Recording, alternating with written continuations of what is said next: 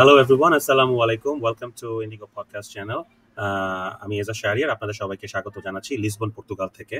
তো আজকে যেটা হচ্ছে হলো আপনাদের সাথে স্ক্রিনে শেয়ার করছি পর্তুগালের সবচেয়ে গুরুত্বপূর্ণ যেই ওয়েবসাইট, ঠিক আছে, যেটা হচ্ছে আইমা, এবং এটার আগে প্রিভিয়াস যে নাম ছিল সেটা হচ্ছিল সেফ, যেটা সবাই আমরা সেফ হিসেবে জানতাম।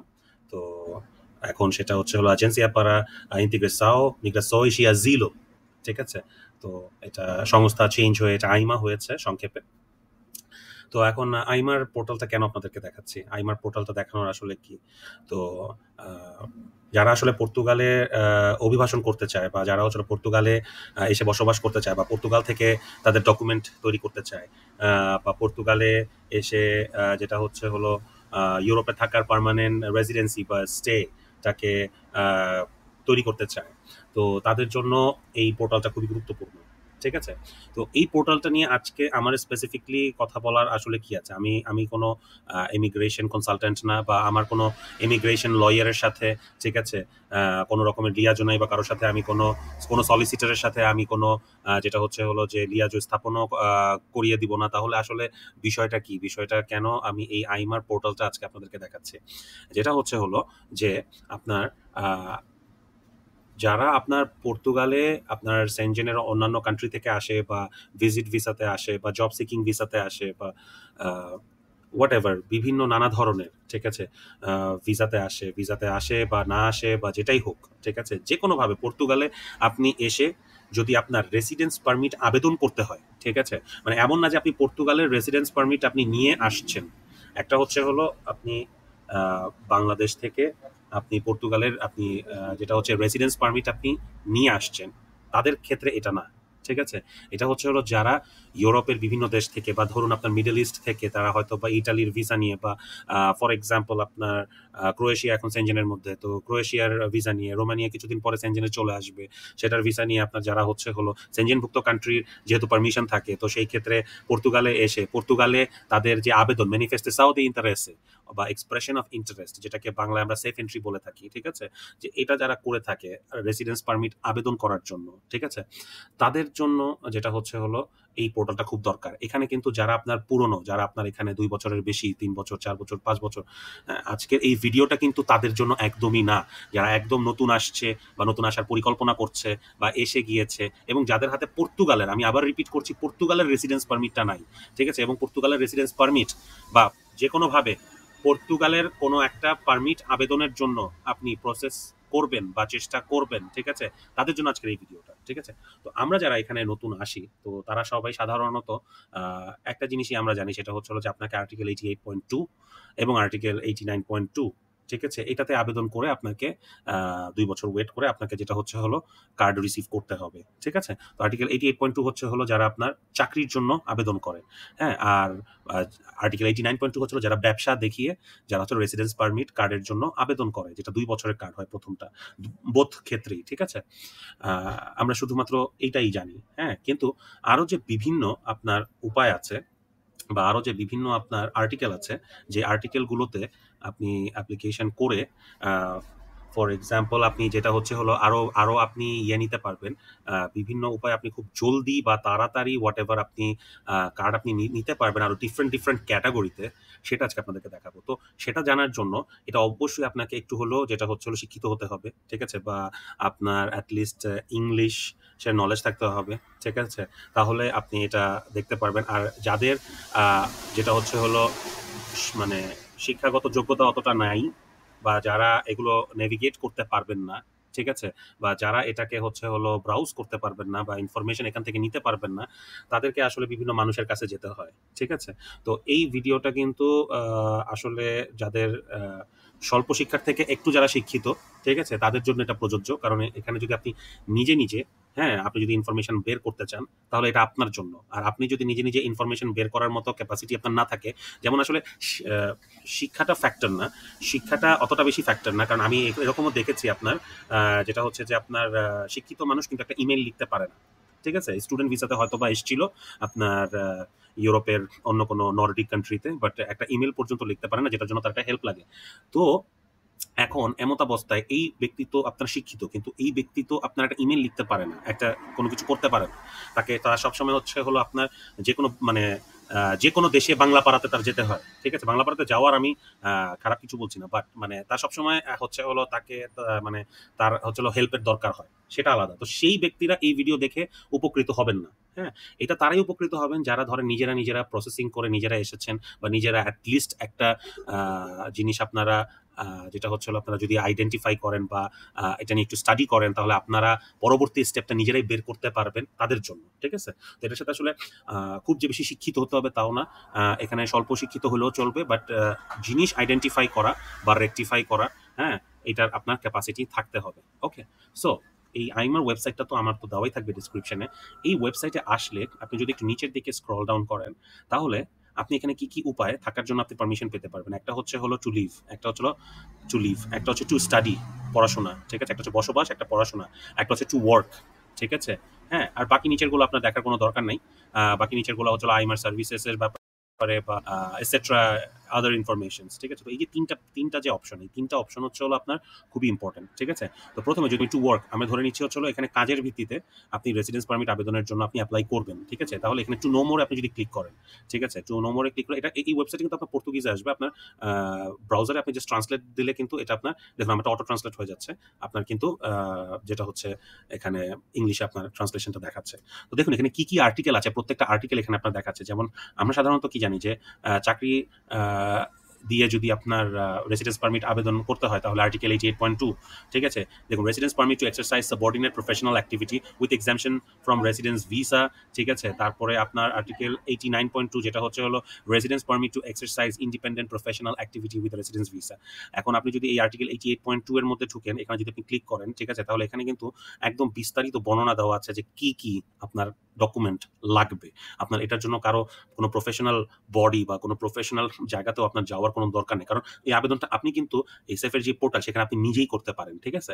তো এখানে দেখুন নেসেসারি ডকুমেন্ট, এই যে নেসেসারি ডকুমেন্টে ক্লিক করলে আপনার 2 identical photographs, passport size in colour with a plain background updated with good identification condition. ঠিক আছে? হ্যাঁ, এটা হচ্ছে যদি আপনি কাগজে আপনি যদি এপ্লাই করেন ফর্ম ফিল আপ করে। ঠিক আছে? অনলাইনের ক্ষেত্রে আপনার এটা লাগবে না। আপনার ভ্যালিড পাসপোর্ট, আপনার প্রুফ অফ লিগাল এন্ট্রি, আপনার criminal record of the country of the origin, অথবা আপনি যদি সেনজেনের অন্য কান্ট্রিতে আপনি যদি 1 বছরের বেশি থেকে থাকেন সেটা। ঠিক আছে? আপনার ডিক্লারেশন, তারপর আপনার এখানে proof of registration with tax administration, মানে আপনার এখানকার যে ট্যাক্স অ্যাডমিনিস্ট্রেশন বডি আছে আপনার ফিনান্সেস এবং আপনার সেগুরান্সা সোশিয়াল, সেখানে আপনার কি যেটা হচ্ছিল নিফ বা নিস আপনার আপনি ওটাতে রেজিস্ট্রেশন করেছেন নাকি। ঠিক আছে? Proof of social security registration এগুলো। তারপরে আপনার এখানে দেখুন আপনার এখানে যেটা হচ্ছে কিভাবে আপনি প্রসেস করবেন সবকিছু লেখা আছে। ঠিক আছে? A to Z। হ্যাঁ? তারপর আপনার যেটা হচ্ছে ইভেন আপনার এখানে আপনার সাপা পোর্টাল লাগবে। মানে সাপা পোর্টালে এটা দাখিল করতে হবে। এটাকে আপনার রেজিস্টার করতে হবে সাপা পোর্টালে। ঠিক আছে? সো সাপা পোর্টালের মধ্যে সাপা পোর্টালের ইনফরমেশনটাও দেওয়া আছে। ফিস কত লাগবে সেটার আপনার টেবল অফ কনটেন্টটাও দেওয়া আছে। ঠিক আছে? লিগ্যাল ফ্রেমওয়ার্কে আপনার এটা কোন অর্ডিন্যান্সে পড়ছে না আছে সব ইনফরমেশন আপনার দেওয়া আছে। আমি যদি একটু ব্যাকে যাই, ঠিক আছে? আপনি যদি ধরেন আপনি যদি বিজনেস আর্টিকেলে আপনি যদি রেজিস্টার করতে চান, ঠিক আছে? বিজনেস আর্টিকেল, হ্যাঁ? মানে আপনি চাকরি না, আপনি সেলফ অ্যাক্টিভিটি, আপনি নিজে বিজনেস দেখিয়ে আপনি হচ্ছে হলো আপনি রেজিস্ট্রেশন করবেন। তো আর্টিকেল 89.2 হয় সেটা। ঠিক আছে? তো আর্টিকেল 89.2 তে আপনার এই যে নেসেসারি ডকুমেন্টস কি লাগবে, এই সিমিলার প্রসেস। ঠিক আছে? Similar process. এখানেও সাপা পোর্টাল আপনার এন্ট্রি করতে হবে ইত্যাদি। জাস্ট আপনার সেম অ্যাজ আর্টিকেল 88.2 সেম আপনার প্রসেস। কিন্তু এখানে একটা যে বিষয়টা, সেই বিষয়টা হচ্ছে হলো আমরা শুধুমাত্র এই 2টা জিনিস জানি। ঠিক আছে? বা এর বাদ বাকি হয়তো বা আমরা বাচ্চা জন্ম হলে আপনার যেটা হচ্ছে হলো যে আপনার আর্টিকেল 122, অথবা যদি আপনার ডিপেন্ডেন্টকে আপনার এপ্লাই করতে হয় তাহলে আর্টিকেল 98 পয়েন্ট সামথিং, স্টুডেন্টের ভিসার জন্য আর্টিকেল 90 বা 91 হোয়াটএভার। মানে আমরা এই কয়টা কিন্তু গদবাঁধা আমরা আর্টিকেল ব্যাপারে আমরা জানি, কারণ এইগুলা নিয়ে হচ্ছে হলো মানুষ কথা বলে থাকে। ঠিক আছে? বাট এর বাইরে যে আরো বিভিন্ন অপশন আছে সেগুলো নিয়ে কিন্তু আমরা কথা বলি না। ঠিক আছে? আপনি যদি একজন টিচার হন, ঠিক আছে? আপনি টিচিং অ্যাক্টিভিটির উপর আপনি আর্টিকেল 90 তে আপনি রেসিডেন্স পারমিট নিতে পারবেন। ঠিক আছে? আমার একজন পরিচিত ভাই আছেন যিনি আপনার residence permit for highly qualified activity, মানে উনি হইতেছেন আইটি বা টেক রিলেটেড উনি জব করেন। ঠিক আছে? বা উনি কাজ করেন। তো টেক রিলেটেড কাজ করার জন্য ওনারটা হাই স্কিলড আর্টিকেলে পড়ে, ঠিক আছে, এবং উনি কিন্তু খুব মানে র্যাপিডলি উনি রেসিডেন্স কার্ড রিসিভ করবেন, ঠিক আছে। তো সেটার জন্য আপনার কি কি ক্রাইটেরিয়া, যেমন অনেকেই আপনার আমাদের মধ্যে কিন্তু যারা উচ্চশিক্ষিত, যাদের আপনার আইটি রিলেটেড ফিল্ডের ডিগ্রি বা কোয়ালিফিকেশন আছে, হ্যাঁ, তারা কিন্তু আপনার আইটি রিলেটেডের কোনো জব বা পারমিশন দেখায় বা কন্ট্রাক্ট আপনারা শো করে, কিন্তু যেটা হচ্ছে আপনি কিন্তু আর্টিকেল এই হাই কোয়ালিফাইড স্কিলের যে আর্টিকেল, ঠিক আছে, সেখানে কিন্তু আপনারা আবেদন করতে পারেন রাদার দেন ওই আর্টিকেল 88.2। সবাই ওই আর্টিকেল 88.2 এর পিছনে দৌড়ায়, বাট আপনি যদি হাইলি কোয়ালিফাইড হন, why would you go for article 88.2? Article 88.2 তো হচ্ছিল নর্মাল জবের জন্য, ঠিক আছে, বা যে কোনো জবের জন্য। হাই স্কিল প্রফেশন যেটা, সেটার জন্য তো এটা না। এখানে হাই স্কিল প্রফেশনে আপনার মানে ইয়েগুলো কি ম্যাক্সিমাম দেখেন, যেখানে আমি ক্লিক করলাম টেক ভিসা জন্য আপনার অ্যাপ্লাই মানে ছাড়া হয় এই আর্টিকেলটা, ঠিক আছে। আপনার এখানে স্যালারিরও একটা রিকোয়ারমেন্ট আছে, আপনার 1700 ইউরোর মতো আপনার স্যালারি হতে হবে, গ্রস অ্যানুয়াল স্যালারি হতে হবে 2157 ইউরো পার মান্থ, ঠিক আছে। ঠিক আছে, আপনার এই যে 1700.ইউরো পার মান্থ আপনার এখানে সব ক্রাইটেরিয়াগুলো কিন্তু উল্লেখ করা আছে, ঠিক আছে। এটার জন্য সাপা পোর্টালে কোনো এনলিস্টমেন্ট করতে হয় না, মানে আমাদের যেমন হচ্ছে হলো আর্টিকেল 88.2 বা 89.2 কে আপনার হচ্ছে সাপা পোর্টালে গিয়ে ম্যানিফেস্টো অফ ইন্টারেস্টের মতো সাবমিট করতে হয়, বা এক্সপ্রেশন অফ ইন্টারেস্ট সাবমিট করতে। এখানে এক্সপ্রেশন অফ ইন্টারেস্ট সাবমিশনের কোনো ইয়ে নেই, এখানে ডাইরেক্ট আপনি ডকুমেন্টস প্রিপেয়ার করবেন, আপনি কল দিয়ে আপনি মার্কাসাও নেবেন, ঠিক আছে, আপনি যাবেন, আপনার ডকুমেন্ট শো করবেন, উইদিন আ মান্থ হয়তো আপনি রেসিডেন্স পারমিট আপনি রিসিভ করে ফেলবেন, ঠিক আছে। তো এখানে আপনার এটা হচ্ছিল হাইটেকের জন্য। আমার একটা বাংলাদেশি সেলিব্রিটি এখন বর্তমানে উনি কাজও করছেন, ঠিক আছে।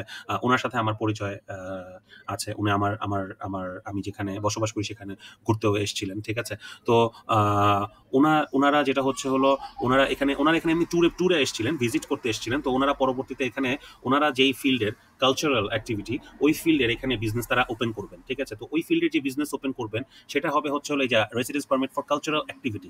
Residence permit for cultural activity residence permit for cultural অ্যাক্টিভিটিতে ওনারা এই সেম যেটা আপনার হাইলি কোয়ালিফাইড অ্যাক্টিভিটিতে যেরকম র্যাপিডলি আপনার রেসিডেন্স পারমিটটা মিলে যাবে, সেরকম এই কালচারাল অ্যাক্টিভিটিতেও তারা হচ্ছে হলো বিভিন্ন ডকুমেন্টেশন, যেমন তারা হচ্ছে বাংলাদেশের সেলিব্রিটি ইত্যাদি ইত্যাদি, এই সকল তাদের এই ইভেন্টস হয় ইত্যাদি হয়, এই সকল জিনিসের উপরে তারা যেটা হচ্ছিল রেসিডেন্স পারমিটটা তারা রিসিভ করবে।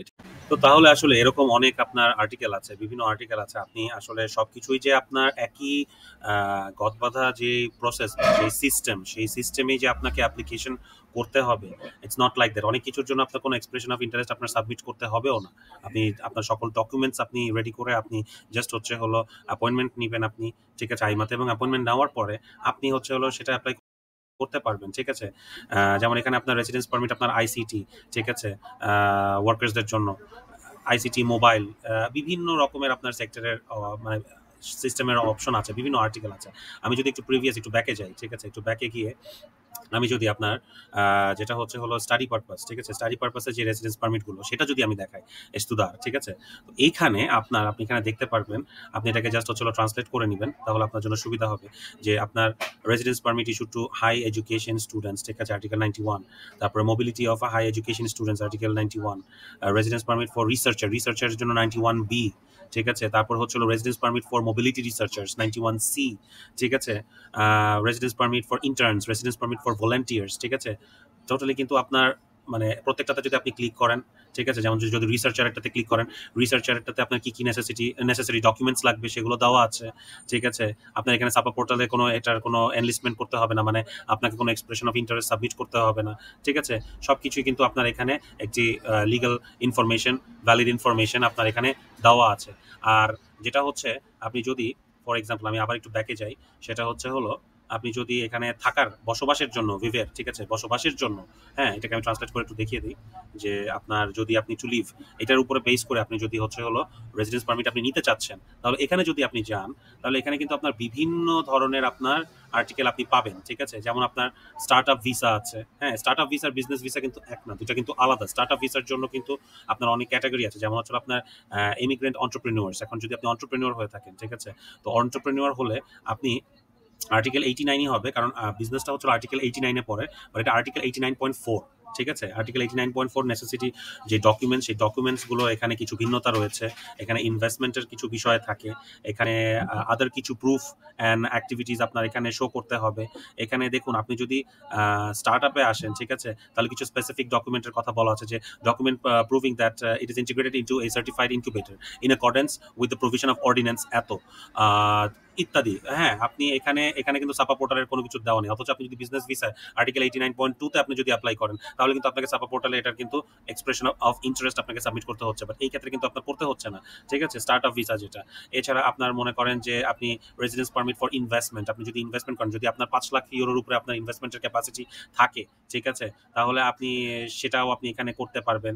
ঠিক আছে? যেমন এই যে দেখুন যে transfer of capital in amount equal or greater than 500,000 euros. ঠিক আছে? তো এখানেও আপনার সকল বিষয়গুলো আছে।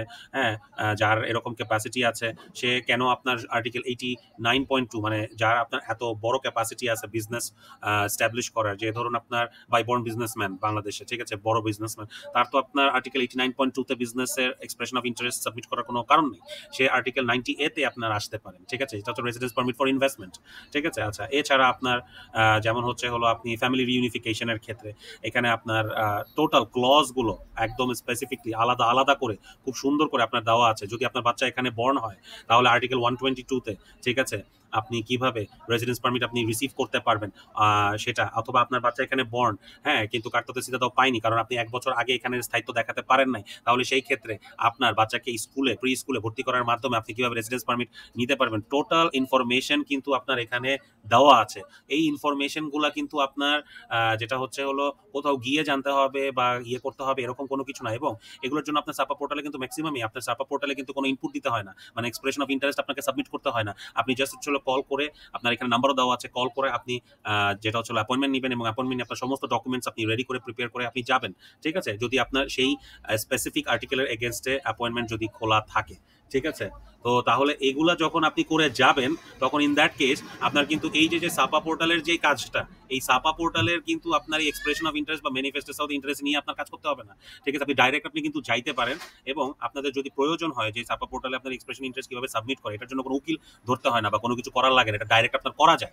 ঠিক আছে? তো এটা আপনি ডাইরেক্ট করা যায়, আপনি নিজেই করতে পারবেন। এটার জন্য কারো কোনো আপনার সলিসিটার বা কোনো কিছুর আপনার প্রয়োজন নাই। আর এই আর্টিকেলগুলো একটু যারা আপনার হচ্ছে হলো অন্যান্য ডিফারেন্ট ক্যাটাগরিতে আপনার রেসিডেন্স পারমিট নিতে চাচ্ছেন, যেমন আপনি হয়তো বা সাইকোলজিক্যালি ইমব্যালেন্সড হতে পারেন। ঠিক আছে? আপনি যদি সাইকোলজিক্যালি ইমব্যালেন্সড হন অথবা আপনার যদি মেন্টাল ব্রেকডাউন থাকে, ঠিক আছে, বা কোনো রকমের যদি ইস্যু থাকে, সেটার উপরেও আপনি কিন্তু রেসিডেন্স পারমিট নিতে পারবেন। ঠিক আছে? তো বা আপনি যদি ফর এক্সাম্পল আপনি হিউম্যান ট্রাফিকিং এর শিকার হয়ে আপনি এখানে আপনাকে নিয়ে আসা হয়েছে, সেটার উপরে বেস করে আলাদা আপনার যেটা হচ্ছে হলো আর্টিকেল আছে। ঠিক আছে? কোনো মেডিকেল আপনার কোনো একটা ইয়ে আছে, আপনার মেডিকেল একটা প্রবলেম আছে, ফর এক্সাম্পল আপনার শারীরিক অসুস্থতা, আপনি হার্টের পেশেন্ট অথবা আপনি রুগী, হ্যাঁ, সেটার উপরে বেস করে যেমন দেখুন, who suffer from an illness that requires prolonged medical assistance that prevents their return to the country in order to avoid risk of their own health, সেটাও কিন্তু আপনি এখানে অ্যাপ্লাই করতে পারবেন। ঠিক আছে? তো এই আর্টিকেলগুলো আসলে দেখানোর রিজন হচ্ছে হলো যে আসলে ইভেন পর্তুগালে আপনার নানান আর্টিকেল আছে। ঠিক আছে? তো এই নানান আর্টিকেলে কিন্তু আপনার অ্যাপ্লাই করা যায়। এখন এই অ্যাপ্লিকেশনটা যখন আপনি করতে পারবেন, ঠিক আছে, তখন মনে করেন নিজে নিজে যখন আপনি করবেন, তখন কিন্তু আপনার ওই ২ বছর ওয়েট করতে হবে, নট নেসেসারিলি ইম্পর্টেন্ট, আপনি তার আগেই কিন্তু আপনি জিনিসটা পেতে পারেন। ঠিক আছে? তো আজকের যে বিষয়টা হচ্ছে হলো এই ওয়েবসাইটটা দেখানোর রিজন হচ্ছে হলো যে মাঝে মাঝে আপনারা এসে অনেকে এখানে সলিসিটারের মাধ্যমে আপনারা এক্সপ্রেশন অফ ইন্টারেস্ট সাবমিট করে দিচ্ছেন, হয়তো বা আপনার ক্যাটাগরিটা ওই এক্সপ্রেশন অফ ইন্টারেস্ট যেমন 88.2 অথবা 89.2 এর মধ্যে পড়েই না, আপনি অন্য কোনো আপনি আর্টিকেলের জন্য আপনি এলিজিবল, বাট আপনি সেটা না জেনে সলিসিটারের কাছে গিয়ে বা কারো কাছে গিয়ে আপনি যেটা করলেন কি, ওই রেগুলার গদবাধা আর্টিকেলে আপনি জিনিসটা সাবমিট করে দিলেন। তো সাবমিট করলে জিনিসটা কি হলো যে আপনার কিন্তু ওই গদবাধা প্রসেসে আপনি কিন্তু আটকা পড়ে গেলেন। ঠিক আছে? তো অনেক সময় এগুলো নিয়ে একটু স্টাডি করা দরকার, যারা নতুন আসছে পর্তুগালে, ঠিক আছে, হ্যাঁ, যাদের অন্য ক্যাটাগরির আর্টিকেলে একটা অপশন বা অপরচুনিটি থাকে, তারা অবশ্যই এটা দেখবেন, এটা আগে জানবেন। এবং আপনার এক্সপ্রেশন অফ ইন্টারেস্ট সাবমিট করার জন্য কিন্তু আপনার কোনো সলিসিটার ধরতে হবে না, আপনি নিজেই পারেন। এবং without submitting an expression of interest আপনি কিন্তু বিভিন্ন আর্টিকেলে আপনি আপনার ফাইল প্রসেস করতে পারেন। ঠিক আছে? তো তাহলে আজকে যেটা হচ্ছে এই পর্যন্ত। আরও যদি কোনো কিছু আপনাদের জানার থাকে বা ইয়ে থাকে, কমেন্ট করে অবশ্যই জানাবেন, আর অবশ্যই চ্যানেলে ফলো করতে বা সাবস্ক্রাইব করতে কিন্তু ভুলবেন না। ঠিক আছে? আবার দেখা হবে নেক্সট কোনো ভিডিওতে।